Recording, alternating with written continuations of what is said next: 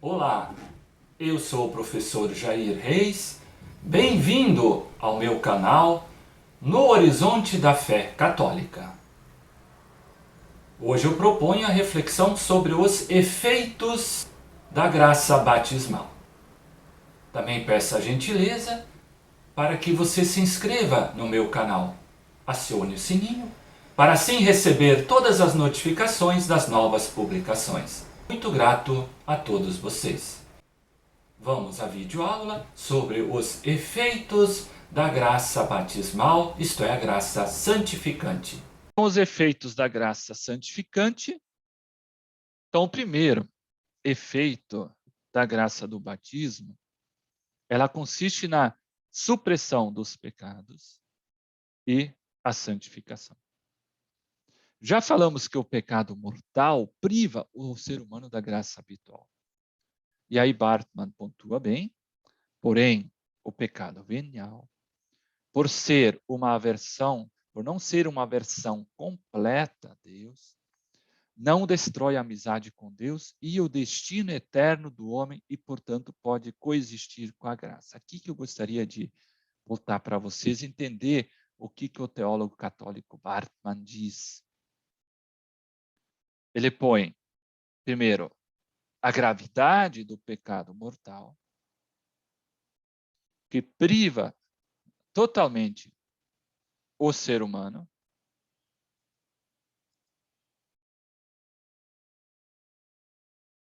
E, por outro lado, nós temos o pecado venial. São duas grandezas diferentes. O pecado mortal retira de nós o estado de graça. E o pecado venial, ele não é uma aversão completa, não é essa ruptura total. Aqui diz, não destrói a amizade com Deus e o destino do homem. Porque o pecado mortal, claro, como diz, pecado mortal. O pecado que leva à morte espiritual do ser humano. Por isso é preciso o sacramento da penitência. Então, se o pecado venial não destrói a amizade com Deus, nem o destino do homem, ele pode sim coexistir com a graça divina.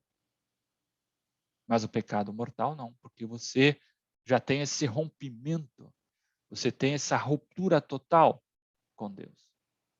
E aí, somente o sacramento da penitência pode restituir. Nem outro sacramento, nem outro caminho. Nada distinto do sacramento da penitência. Então, a filiação divina e herança celeste é o segundo aspecto central. Eu estou retomando um pouco para fechar esses conceitos fundamentais, tá? Então, Santo Tomás já concebe a adoção como uma aceitação graciosa de uma pessoa estranha como filho e herdeiro. Então, Deus, ao adotar o ser humano, o torna idôneo, mediante a graça, a assumir a vida eterna. Então, a filiação divina, ele já diz que é algo gracioso quando você adota um filho.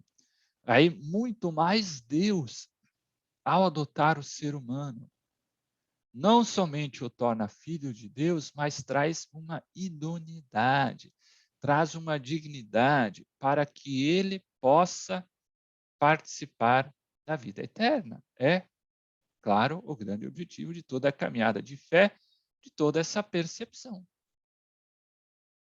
Então, a herança celeste. Filhos de Deus, e somos filhos, somos herdeiros. Aquilo que vem lá nos escritos paulinos afirmados. Então, e ainda retomando também Romanos 8:15,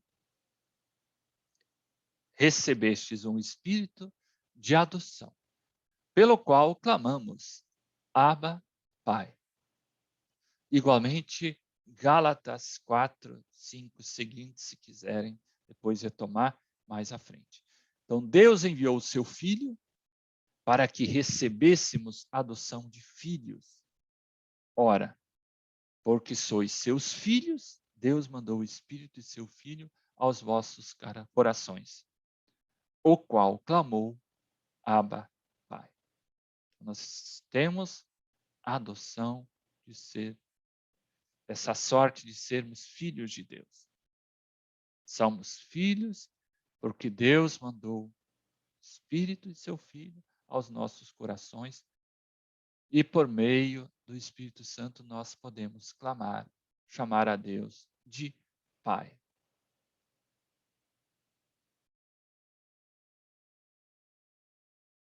Então, na teologia do apóstolo São Paulo, percebemos que deduz da filiação divina a herança eterna. Novamente, Romanos 8:17, se somos filhos, somos também herdeiros. Herdeiros de Deus e co-herdeiros de Cristo.